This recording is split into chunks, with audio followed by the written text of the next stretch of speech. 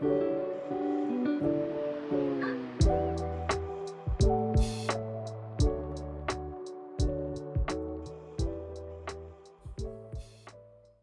and welcome back to my channel. I am Tiff from Journal with Tiff, and today I want to do a video that was inspired by Karina from Karina Loves to Plan.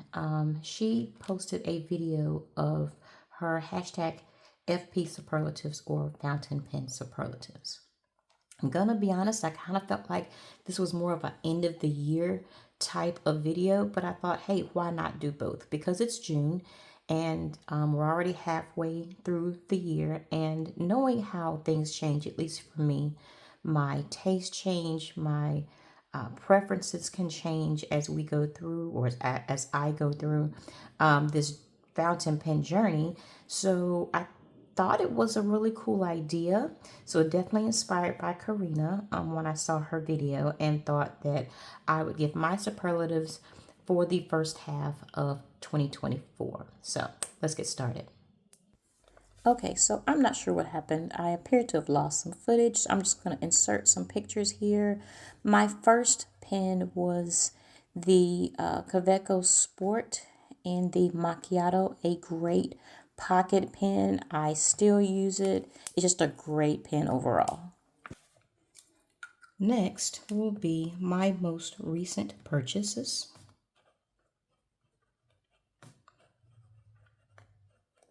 And it's purchases plural because I actually had two arrive on the same day. And I must say, it's always a good thing when you have two happy mails come on the exact same day. Just recently, I did receive the Lamy 2000. I got it in an extra fine. And I just had to see what the big deal was about this pen, because so many people have it. And I'm gonna admit, it was just a little bit underwhelming to me. It just, the look of it, the aesthetic of it just wasn't drawing me in. But yeah, so I did go ahead and grab the Lamy. Just in the future, I'll probably do a review of this to get my thoughts about this pen. But also, I got my first Mythic pens. I saw this on their Instagram page and was just amazed by the resin. It is a chocolate brown, and with all the chips in it, knowing this like chipped or looks like broken ice, chipped ice resin is really something I enjoy lately. So both of these arrived on the same day. So yeah. And I don't even know why I kept that. I don't normally keep this. But my most recent purchases are the Lamy. Oh, and this extra fine, I can't wait to discuss this. The way this writes, it's quite interesting. Quite interesting. So the Lamy 2000 and the Mythic pens. And this particular resin is called, or this colorway is called Dartmoor.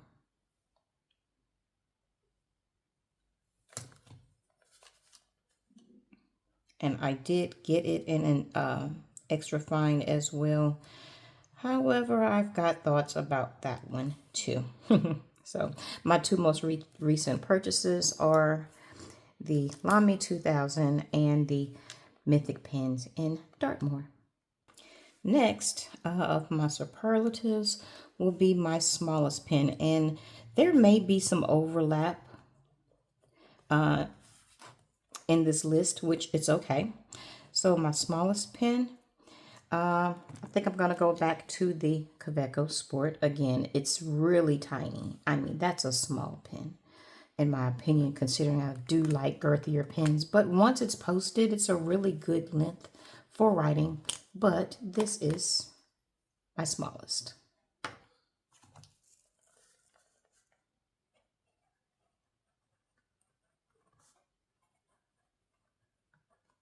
Now, my largest pen, I really confused myself on that one. Well, maybe not confused myself, but I thought my largest pen was a different one, and I'll show you in just a second. So my largest pen, actually, I have three of them. They are from Bone Crusher 7 Studios.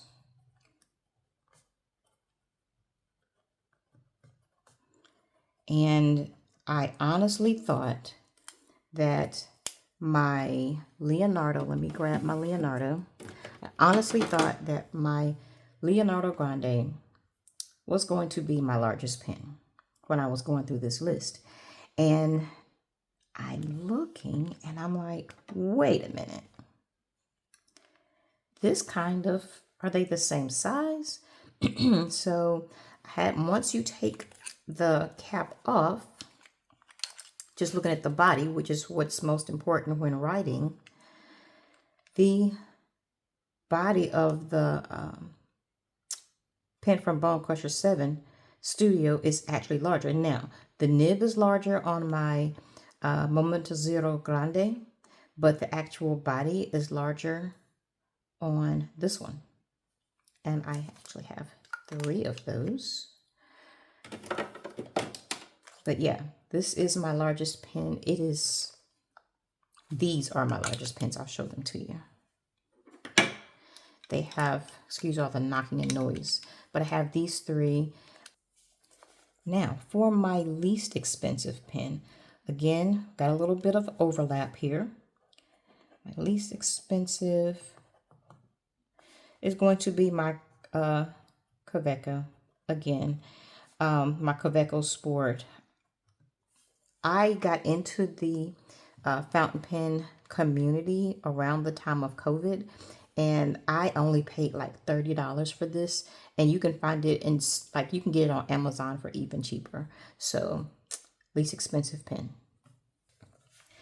Now, my most expensive pen to date, and I'm trying to think, I'm just going to say what I have on hand right now. My most expensive pen. I do have one coming that it's right at this price. It may have, I think it eked this one out just a little bit, but to date, in hand, my most expensive pen will be this Leonardo Momento Zero Grande, and this is in the red scarlet. When I saw it, I was just amazed by the beauty of it. And I looked at it for a few days and I'm like, should I not? Do I really want to invest that much in a pen? But at the end of the day, this is not a resin that you will see very often. And I kept going back to it. So it's the Leonardo Momento Zero Grande. And this is in the red scarlet. Now, my most spontaneous purchase.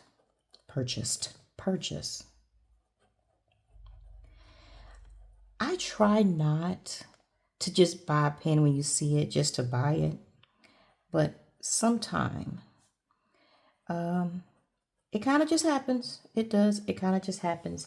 And this time when I saw this pen, I'm going to be honest, I have thought about, here it is, the Visconti Homo sapien. I've seen it.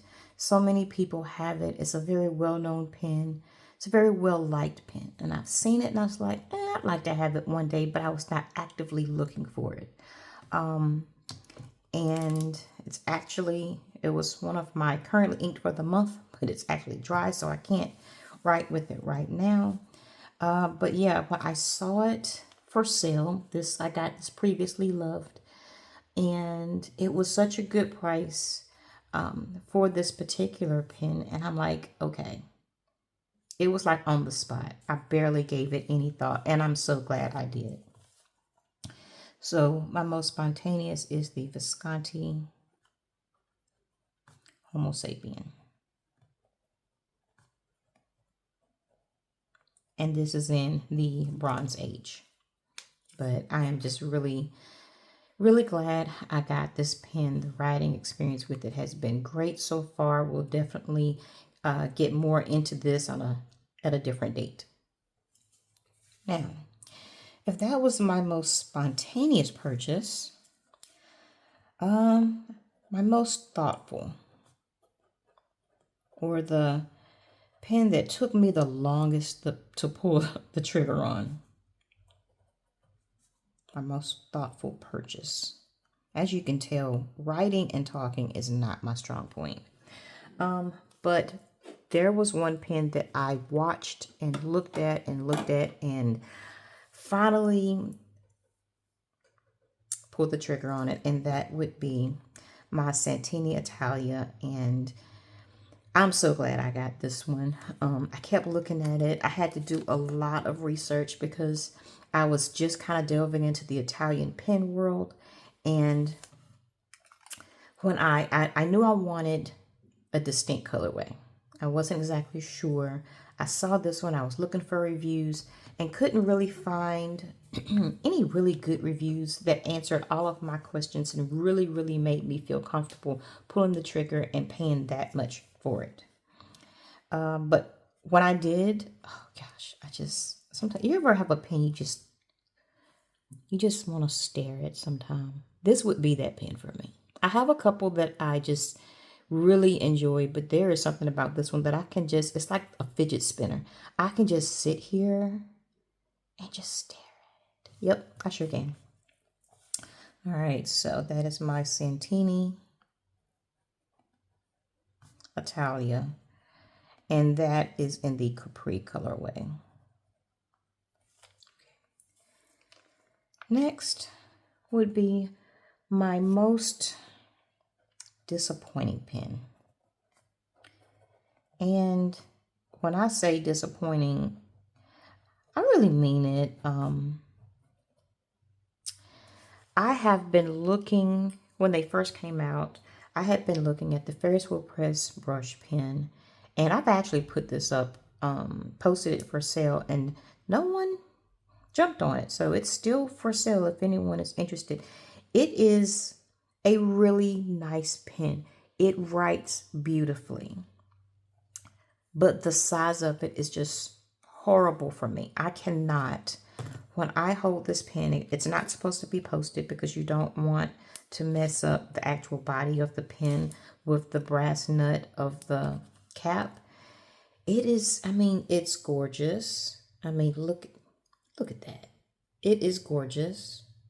But when I go to hold it, it's like I can't even get a good grip on it well. And it just disappointed me so much because it's one of those things where you want to love it. I kept going back to it and I'm like, I want to love this pen, but I don't. And it's all because of the feel for me. So the Ferris Wheel Press brush pen was just such a disappointment. I thought, because it's such a classy looking pen, if it just had a little bit more girth to it, then I think I would be hooked. But it was a great disappointment for me. And I'm still sad about it. But if anyone doesn't mind a smaller bodied pen, definitely reach out. It is for sale. Now, my most surprising pen. I had to go through a few because there's some pens that you just never know when you get it and you're like, ooh, okay, I do like it. But I'm going to say that my most surprising pen is this Jinhao 82. It's so inexpensive. I kind of franken-penned it because this was all black and I added the brown finials. The clip is not very good. See, it doesn't even go all the way down. So it's not the best clip. But every time I have inked this pen, it writes beautifully. So a lot of times I generally keep at least just probably one pen that holds black ink. And this is my go-to pen so often. And the fact that it writes so well, rarely do I put ink in it that I have any issues with it. It's compact. It's not a very big pen. It's basically a mimic. It's a dupe of a Pro Gear Slim. But for the price point, I mean, I got this on Amazon and it writes so well. I was so surprised because I just assumed this was my first Jinhao, and I just assumed that it would just be a mediocre, throw in your pocket type of, throw in your purse type of pen. But no, it's actually a really, really good writer, and I was so shocked. So let's see. It was my most surprising pen was the Jinhao 82. Next on the list would be my most used pen. And this one, I'm going to admit that I could not come up with a most used pen. Even though I do, like I just said, I use this a lot of times when I want just a black ink. It's not, I wouldn't say it's my most used pen because this one as well, this is my E95S. And I generally always keep black ink in it as well. So these two get rotated. But I want to say I do a fairly good job at rotating my pens. So I could not come up with one that I reach for a lot more than any other. I do go through phases, and I'm just thinking solely for like the last 6 to 8 months, especially because I've sold some, and for what I have in my collection right now, I'm gonna say that I just do, at least I feel like I've been trying to do a really good job at rotating. So I rotate my pen so I don't feel like I have one that I reach for more than others over the span of time. Like if it's within 1 month, yes. If I have 7 pens inked, that's probably one that I reach for more than the others for that month. But over a span of time, I feel like I'm doing pretty good, and I'm really glad about it at rotating my pens so that I'm not ignoring others and using some more, like too much. My least used pen. Again, this was one that there is nothing wrong with it. My least used pen is this Sailor Pro Gear Slim. It writes beautifully. I have no problems with it. Oh, I got some ink on the threads.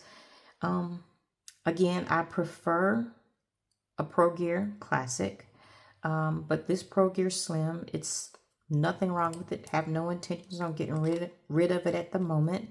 But I don't know. I just don't reach for it as much. I try to keep it in my rotation, but my mind doesn't go to, hey, you haven't used this in a while. I literally have to go through it and look and see what haven't I used in a while. I'm like, oh, I forgot about this one. So it's not that it's not getting used, but you would think that I would use it more than I do, considering it writes great. It was not an expensive purchase. I got it off of Amazon. It is the black and like this cream color. It is so, I feel like it's a really classy pen. So I kind of don't know why it just doesn't stick in my mind. Oh, let's go back to this one. I literally have to go through my spreadsheet of pens and be like, okay, gotta use this one. But yeah, so I would say this is my least used. And what is the name of this one? I think it's Sailor. I mean, I know it's a Sailor Pro Gear Slim, but I'm trying to think of the colorway. I'll post it up here, and once I figure out what the name, I do remember it was a really weird, it was a long name, because some of these that you can find on Amazon, they have like 3 or 4 different names to them. So I'll definitely post the name of it because it's still available. It's a widely used and very common Pro Gear Slim by Sailor. Now, the brand I have the most of, I had to go and look. Brand I have the most of, and actually, I was kind of surprised. I didn't even realize it, but it is TWSBI. I have 1, 2, 3, 4, 5, 6 TWSBIs, and I mean, you cannot do better than a Twisby. I'm just saying, they are economical. They are great writers. This needs to be cleaned out. Note to self. The ink capacity is just ridiculous. But yeah, Twisby, and I'm not done with the Twisby. I still have, I still have more.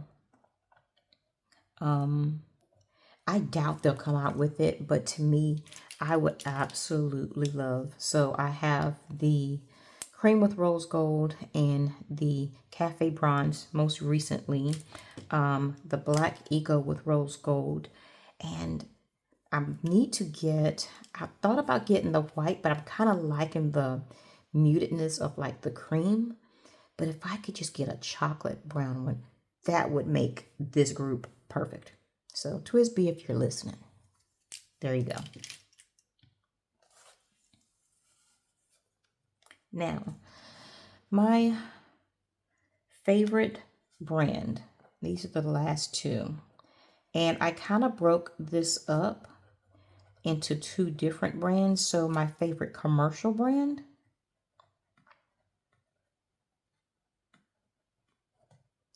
and I'm going to say that my favorite commercial brand, there's actually two.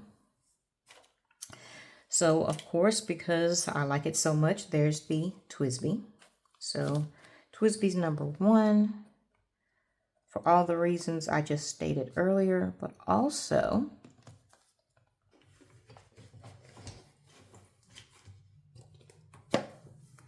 I have all three of the Pilot Custom 823. Pilot, and then I have the E95S. Let's get these down so we can see them. And Pilot is such a great, the nibs, they are all so smooth. I can't say enough about the Custom 823. They're comfortable, they're go-to, they're workhorses. They're so classy looking. I have the smoke, the amber, and the demonstrator. And they have great ink capacity. If I have the appropriate ink and there's not a vacuum seal on it, then they write great. And this, I got this E95S. Great pen, great pen. If you haven't tried this out, then please do. But yeah, I would say that Pilot and Twisby are my two go-to for my favorite commercial brands. And next for my hand-turned pens, I think I have to go back to the Bone Crusher 7 Studio. They take Yovo nibs, so you can always change the nib out to have a different writing experience. They are super light. Of course, the cartridge converter inside gives it just a tad bit more weight. The comfort level is just ridiculous. I love how long the grip section is. The threads don't bother me at all. They are I don't even know how this thing closes because it's so flat, but it does, and it seals tight. I never have a problem with the ink drying out in the nib. So for my favorite commercial brand would have to be Bone Crusher 7 Studios.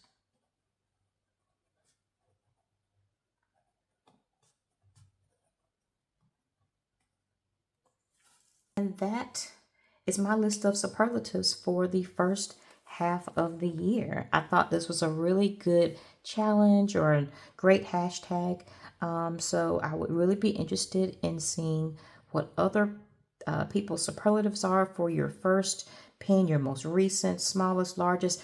I kind of did go by the list that Karina used. I did leave a couple out that I didn't really either have an answer for or didn't really apply to me, I feel like.